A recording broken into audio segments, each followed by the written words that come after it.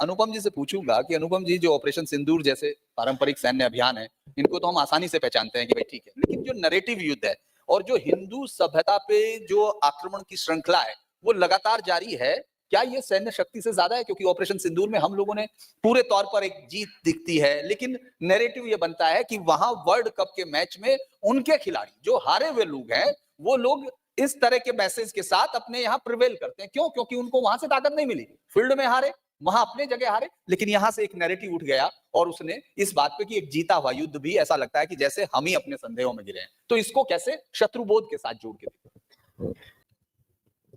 आप सबको नमस्कार, प्रणाम। ये पिछले कई सालों से, मैं समझता हूँ 5-7 सालों से, खास तौर से जब से सोशल मीडिया प्रोमिनेंस में आया है, नैरेटिव दुनिया का सबसे ज्यादा प्रयोग किया जाने वाला शब्द है। आप सोशल मीडिया पे चले जाएं, आप बातचीत में चले जाएं, नैरेटिव नैरेटिव, उर्दू में बयानिया, हिंदी में कथानक। Narrative narrative is history. आपको जो नैरेटिव बना के बता दिया गया वही इतिहास हो गया। And perception is reality. जो आपको लगातार दिखाया जा रहा है, आप उसी को सच मानते हैं। मुझे याद है, बहुत पहले मैंने एक एड गुरु से पूछा था कि भाई, पुरानी बात होगी, मैं कि भाई ये जो तुम रोज बताते रहते हो कोलगेट कोलगेट कोलगेट, तुम्हारे कहने से हम कोलगेट इस्तेमाल कर लेंगे? उन्होंने कहा नहीं, हम आपके दिमाग में इतना भर देंगे कि जब आप दुकान पे जाएंगे और आपको टूथपेस्ट चाहिए होगा तो आपके मुंह से कोलगेट ही निकलेगा। ऐसे ब्रेन वॉशिंग होती है। अभी भाऊ कह रहे थे वोट चोरी की बात। 60 लाख वोट हटा दिए गए। मेरी याददाश्त में बिहार में इससे शांतिपूर्ण चुनाव पहले कभी नहीं हुआ। क्या क्या क्या 60 लाख लोगों में से 6 लोग भी निकलकर किसी बूथ पर नहीं आए कि साहब आपने मेरा वोट काट दिया, मेरा नाम नहीं है वोटर लिस्ट में? Not 1% turned up. एक आदमी आपको एक बूथ पर नजर नहीं आया ये कहते हुए कि साहब मेरा नाम वोटर लिस्ट से गायब कर दिया गया। कहां गए ये 60 लाख लोग? कहां डिसअपियर हो गए? उनमें से कोई भी सामने क्यों नहीं आया कल? लेकिन क्या इस पे बहस हो रही है? बहस अभी भी वोट चोरी पर हो रही है। हमारे यहाँ कहते हैं रस्सी आवत जाते हैं सिल पर पड़त निशान। कुएं की जो रस्सी होती है कुएं की मुंडेर को काट देती है, पत्थर को काट देती है, कहते कहते कहते कहते लगातार। तो दूसरी बात, यहां बात हो रही थी शत्रुबोध की। आप देखिए शत्रुबोध क्या है। एक आदमी न्यूयॉर्क में वर्ल्ड ट्रेड सेंटर की बॉम्बिंग जो हुई थी 2003 में, उसके मुख्य आरोपी के साथ घूम रहा है और न्यूयॉर्क वाले उसको अपना मेयर बना रहे हैं, जोरान ममदानी। ये शत्रुबोध है। एक पंचतंत्र में एक कहानी है। बहुत पहले जब फेसबुक पे लिखता तो मैं लिखा था कि भाई एक शेर, एक गीदड़ और एक ऊंट दोस्त थे। जंगल में शिकार मिलना कम हो गया तो गीदड़ ने कहा शेर से कि साहब आप ऊंट को खा डालिए, आप खाएंगे तो काफी बड़ा ऊंट है, काफी दिन चलेगा, आपका भी कई दिन का इंतजाम हो जाएगा, मेरा भी। तो शेर ने कहा नहीं नहीं यार, ये तो थोड़ा सा शर्म आ रही है, इतने दिन इसको मित्र कहा है, कैसे खा ले? नहीं, आप इसकी चिंता मत कीजिए। अगर वो खुद ही अपने आप को आपको ऑफर कर दे तब तो आप खा लेंगे ना। क्यों अपने आप को ऑफर क्यों करेगा? अगले दिन वो गीदड़ शेर के पास गया ऊंट के सामने और कहा कि साहब मुझसे आपकी भूख नहीं देखी जा रही है, आप मुझे खा लीजिए। शेर ने मना कर दिया, नहीं तो मेरे मित्रों में तो मैं नहीं खा सकता। ऊंट को हौसला आया, उसने भी अपने को ऑफर कर दिया।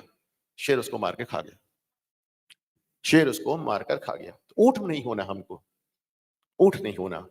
ये ममदानी शेर है, न्यूयॉर्क टाइम्स, वॉशिंगटन पोस्ट जैसा मीडिया वो गीदड़ है, और न्यूयॉर्क के रहने वाले बाशिंदे ऊंट हैं जो खुद को खाने के लिए पेश कर रहे हैं।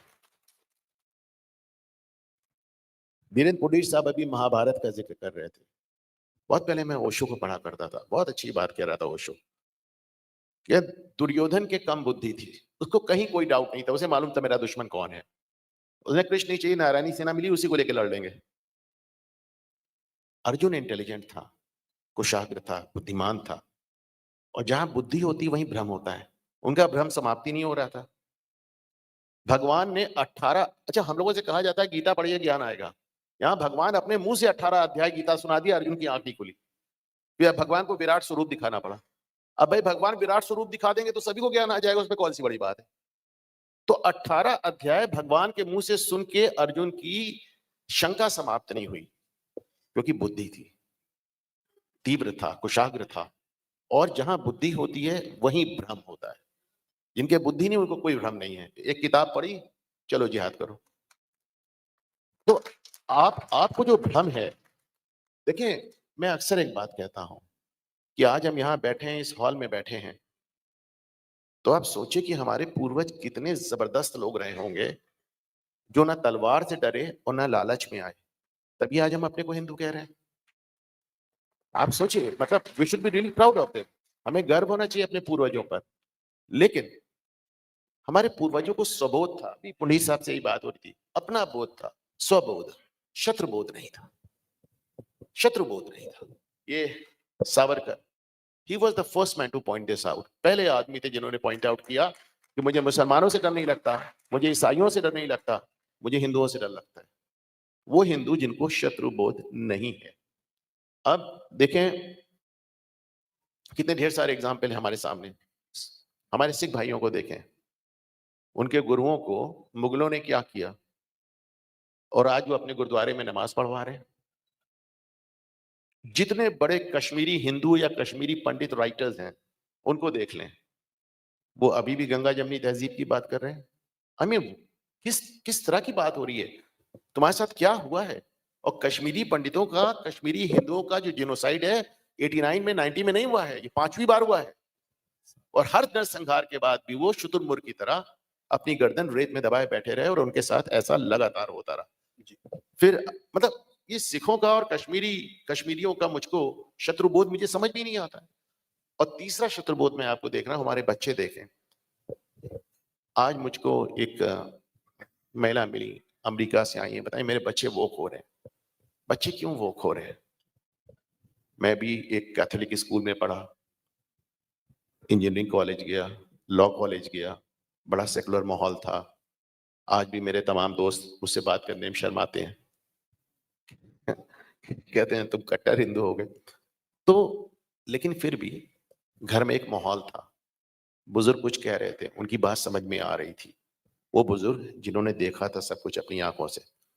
अब क्या हुआ कि एक उपभोक्तावाद आया, हर आदमी को ज्यादा पैसे चाहिए। मुझे नहीं मालूम कि आप में से कितने लोगों ने अपने भाई बहनों के साथ एक थाली में खाना खाया है। मैंने खाया है। अब सबको पैसे चाहिए, उपभोक्तावाद है, किसी के पास अपने बच्चों के लिए समय नहीं है।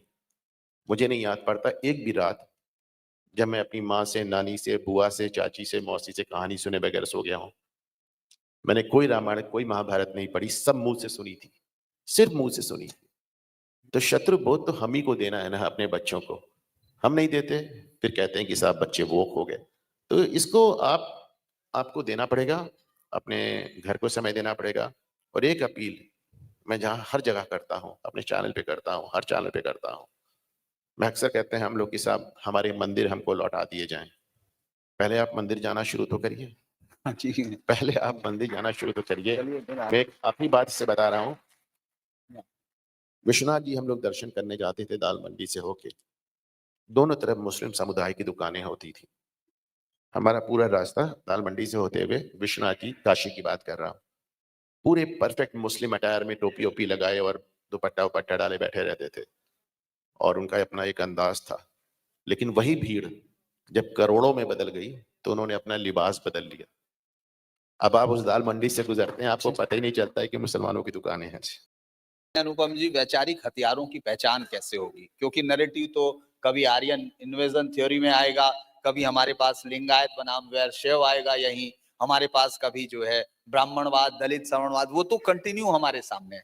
उसको हम कैसे देखेंगे? और खासतौर से वो लोग जो इन तमाम सोशल मीडिया के अंदर रहते हैं और इतनी सूचनाओं का जो प्रवाह है उसमें अंतर कैसे कर पाएंगे? देखिए, अभी मीनाक्षी जी एक बात कह रही थी, 11 साल हो गए इस सरकार को, अभी भी उनको किसी भी यूनिवर्सिटी की लाइब्रेरी में उनकी किताबें नहीं है, उनको कहीं पढ़ाया नहीं जाता। हम अभी भी रोमिला थापर और इरफान हबीब को पढ़ा रहे हैं, और पुंडीर साहब पूछ रहे हैं कि हम नैरेटिव कैसे बदलें। तो भाई सारा नैरेटिव तैयार हुआ था एकेडेमिया से, एकेडेमिया बदलिए, उसके पहले नैरेटिव नहीं बदला जाएगा। इसके अलावा और कुछ चारा नहीं। हाँ, नहीं और जैसे ये तो मतलब एक क्लिशे जैसी चीज हो गई है। नहीं, देखिए मेरी बात सुने, मैं हमेशा कहता हूं कि मोदी ने ये चेतना नहीं जगाई, इस चेतना ने मोदी को बनाया। ये चेतना हम में आई तभी मोदी बने। तो 100 साल तो ये चेतना ही नहीं थी ना, 100 साल ये चेतना ही नहीं थी। अभी जो पुलिस साहब ने एक सवाल पूछा, उसको नटशेल में कहते, जो मैंने इसको मीनाक्षी जी का नाम लिया इसलिए लिया क्योंकि अभी भी ना सिर्फ एकेडेमिया गड़बड़ है, मुझे नहीं मालूम आप में से कितने लोगों को आइडिया है, गांव गांव हमारे जो फॉल्ट लाइन है, जहां पे हमारी दरारें हैं, और सबसे बड़ी दरार हमारी जाति के आधार पे है। तो जाति के आधार पे गांव गांव जाकर कभी अंबेडकर का नाम लेकर, कभी किसी का, कभी फुले का नाम लेकर, कभी पेरियार का नाम लेकर उन दरारों को चौड़ा किया जा रहा है। मुझे लगता है सबसे पहले इसको एड्रेस करना बहुत जरूरी है। हाँ जी, बहुत अच्छा है। मैं उनको बता दूं, वो जाए नहीं, मैं आपको आपके सवाल का इसलिए जवाब दे दें, वो जा रहे हैं, मैं उनको बता दूं कि मंदिर आंदोलन का जो सोना है उसके लिए शायद उन्होंने एक सवाल उठाया, वो अच्छी बात है, लेकिन उसके लिए बाकायदा यहाँ एक PIL फाइल हुई और कर्नाटक को, तमिलनाडु सरकार को रोक दिया गया। ये भी इसी लोगों से जुड़े हुए लोगों ने किया है। और जो 4 kg मंदिर में से सोना गायब हुआ था केरल का, उसमें SIT बनी, ये भी प्रेशर आप ही का था। तो इसलिए मुझे लगता है पद्मनाभ टेम्पल आपको वापस मिला ना, एक पद्मनाभन भी मिला। और मैं इस सोने की भी बात कर रहा हूँ। आपने मांगा तो मिला ना, आपने तो 100 साल मांगा ही नहीं। हाँ, यकीन मानिए अभी भी हमसे तमाम लोग आके कहते हैं मंदिर सरकार के पास ही ठीक अच्छे हैं, हम लोग लेंगे तो करप्शन हो जाएगा। अरे सरकार ज्यादा करप्शन कहाँ होता है? हम आप चाहे भी तो उतना करप्शन नहीं कर सकते जितना सरकार। मैं इसलिए कह रहा हूँ, अनुपम जी से सवाल है, AK सिंह है प्रयागराज से, इतनी क्रूर मानसिकता के बावजूद इस्लाम इतनी तेजी से क्यों फैला और आज भी वेस्ट हिंदुओं को महत्व क्यों नहीं देता, अहमियत नहीं? इस्लाम इतनी तेजी से इसलिए फैला क्योंकि वो अपने पर्पस में एकदम क्लियर है। आप कितने भी कट्टर हिंदू क्यों ना हो, आप लाउड स्पीकर से चिल्ला के नहीं कहेंगे कि हमारे भगवान के अलावा सब झूठे हैं, वो कहते हैं। और आज एक एग्जाम्पल दे रहा हूँ, कल से आज तक एक खबर जो सबसे ज्यादा चल रही है, वैष्णो देवी में जो हमारा चढ़ावा जाता है उससे एक मेडिकल कॉलेज बना है और उसका ये पहला बैच है। 50 सीट है, 42 सीट मुसलमानों के लिए है, 7 सीट हिंदुओं के लिए है, 1 सीट सिख के लिए है। ये कल से आज तक की सबसे बड़ी खबर है। मैं मानता हूं कि उमर अब्दुल्ला उसको चला रहे हैं, पर उसके जो चेयरमैन हैं हमारे मनोज सिन्हा गवर्नर साहब हैं। तो इतना ओपन, इतना ब्लैटेंट, इतना दुस्साहस जब तक आपके अंदर नहीं होगा, आप कभी फैलना मुश्किल है। दुस्साहस पैदा कीजिए। एक चीज मैं जोड़ दूं, मैं भूल जाऊंगा, अभी वो सब चिल्ला रहे थे, पूछ रहे थे, पिछले 1000 साल में उत्तर भारत में सिर्फ एक मंदिर बनाया, आप यकीन करेंगे, राम मंदिर, 1000 साल में। दूसरा मंदिर नहीं, सुनते लें, और वो सरकारी कंट्रोल में नहीं है, वो गवर्नमेंट कंट्रोल में नहीं। मदन साहब का शायद सवाल है, ये अनुपम जी से है। Having such a rich culture heritage, why not Vedic student is incorporated in social school education? Studies, sorry. वैदिक स्टडीज पे काम हो रहा है, काफी काम हो रहा है, बहुत ढेर सारे ग्रांट्स जा रहे हैं, नए वैदिक स्कूल्स आर कमिंग अप। ऐसा नहीं, काम बहुत हो रहा है। और मैं सिर्फ एक बात जो कह रहे हैं उसी के लिहाज से बता रहा हूँ। जब भी मैं सरकार की, मोदी की या किसी की भी आलोचना करता हूँ, तो इस बात पे मेरा यकीन है कि अगर सत्ता आपके हाथ से गई तो जो कुछ 11 साल में हुआ वो 11 दिन में खत्म हो जाएगा। इसलिए सत्ता बना के रखे। लेकिन हैविंग सेड दैट, लेकिन शिकायत करना आपका हक है। अगर वैष्णो देवी के पैसे से 1 सिख, 7 हिंदू और 42 मुसलमान चुने जा रहे हैं, तो चिल्लाना, हल्ला मचाना हमारा हक है और हम हल्ला मचाएंगे।